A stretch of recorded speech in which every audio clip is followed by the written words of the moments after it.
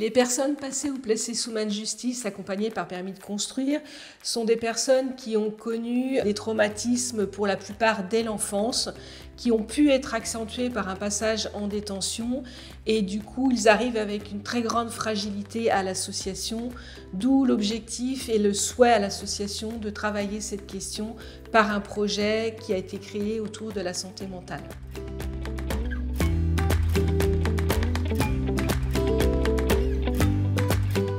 Aujourd'hui, Permis de construire, c'est avant tout un réseau, le réseau Permis de construire, qui regroupe l'ensemble des associations départementales, le public auquel s'adresse le réseau et l'ensemble des personnes qui ont été condamnées pénalement, voire qui ont une mesure pénale, c'est-à-dire on peut partir d'une personne en contrôle judiciaire, donc avant la condamnation, avec des personnes condamnées en milieu ouvert ou des personnes sortant de détention. En tout cas, on prend la personne au moment où elle a envie de travailler sur elle-même. La seule porte d'entrée, nous, c'est la motivation pour qu'elle puisse justement choisir son chemin et faire ce travail de désistance, ça veut dire de sortie de la délinquance. Et c'est pour ça qu'on l'appelle pilote, parce que la personne est pilote de sa vie, de ses choix, de ses projets. Et nous, les travailleurs sociaux, sont à côté, en guidance, en soutenance, et donc sont les copilotes. L'accompagnement, il est à la fois individuel et à la fois collectif. Et au niveau du collectif, notre ambition, c'est de créer des temps, des actions collectives qui participent à la question du lien social, c'est-à-dire de permettre aux pilotes de retrouver aussi une vie collective, une vie où il faut parler à l'autre, une vie où il faut se confronter à l'autre.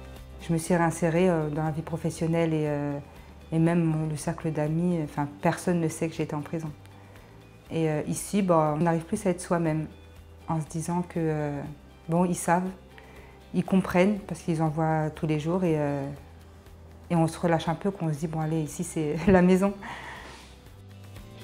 De manière générale, la société civile peut avoir l'image de personnes qui sont en détention, en gros ils l'ont bien cherché, c'est de leur faute. Il faut savoir quand même que la plupart des personnes qui sont en détention ont pour beaucoup un parcours aide sociale à l'enfance, un parcours qui a été jalonné de difficultés depuis, on a envie de dire, le premier jour où ils sont nés. C'est vraiment des personnes qui ont connu des traumatismes au cours de leur vie et qui a entraîné un passage à l'acte. Évidemment, à un moment donné, ils ont été auteurs et ils ont été condamnés pour ça. Mais aujourd'hui, si on veut aider à ce que la société aille mieux, il faut travailler avec ces auteurs aussi sur pourquoi ils en sont arrivés là, pour prévenir justement les récidives. Et du coup, intégrer un dispositif de santé et de santé mentale à l'association, c'est permettre une première approche de reprise en main de sa santé dans un contexte de confiance avec des personnes qu'on connaît. La psychologue est vraiment là pour essayer de désamorcer toutes ces difficultés qu'il traverse.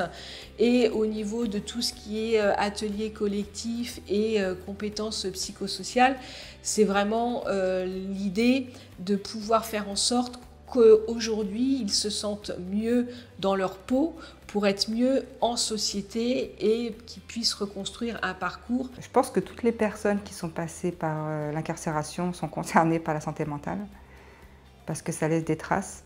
Sans parler de l'affaire pour laquelle on est rentré en prison, la prison est un lieu très problématique pour n'importe quelle personne, même la plus dure des personnes. Ça laisse des séquelles. Donc la santé mentale, quand on sort de prison, c'est une des premières problématiques.